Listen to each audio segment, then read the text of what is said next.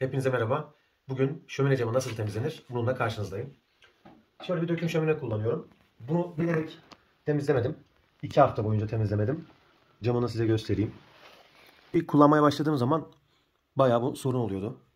Şöyle içteki camını da göstereyim size. Araştırma yaptığım zaman kendi kürüyle temizlendiği söyleniyor. Kendi kürüyle çok rahat temizledim. Tabii kendi kürü derken odun kürüyle temizliyorum ama bazen çok daha yoğun kirler oluyor.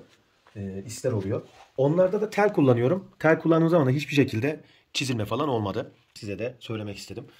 Şimdi bunu temizlemek için şöyle bir tane su aldım. Buraya damlayacak çünkü. O yüzden altına bir şey seriyorum. Peçeteyle külünü alıp temizleyeceğim. Şimdi önce peçetemi biraz ıslatıyorum. Daha sonra buradan külünden alıyorum biraz. Islatıp şöyle külünü alıyorum.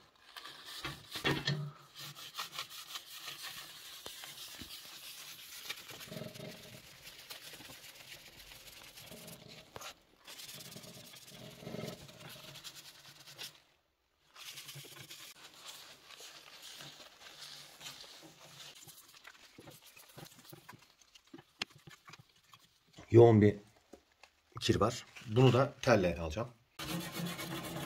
Çok yüksek sıcaklara ulaştığından dolayı buralarda bazen gevşeme oluyor. Ben de böyle alüminyum folyo sıkıştırıyorum araya.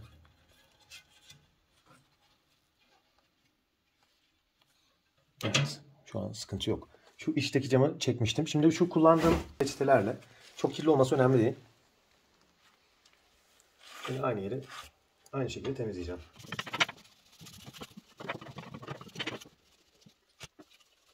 Bunu daha rahat yapıyorum. Buradan suyu şöyle bıraktığım zaman aşağıya doğru çok güzel iniyor, temizliyor.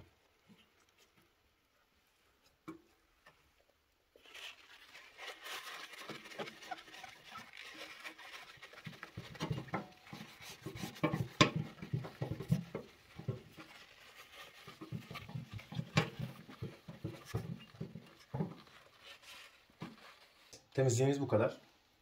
Orayı çekmiştin değil mi? Bir kere daha istersen. Şöyle elimi tutayım arkadan. Burası da tamam. Şöyle kapatayım.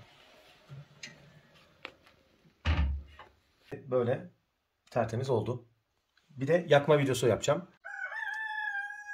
Bir de bunu dinletmek istedim size. Bu da ergen horoz ötmesi. Daha yeni horoz oluyor kendileri. Şimdi diğer videom yakma videosu.